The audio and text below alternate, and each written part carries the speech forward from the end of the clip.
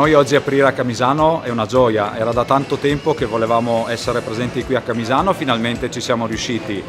La cosa importante è che questo è il 6° punto di vendita che riusciamo ad aprire quest'anno, addirittura è il 3° punto vendita che apriamo solo nel mese di novembre e ne abbiamo altri 2 da aprire entro fine d'anno. Questa è la forza della nostra azienda in sintesi.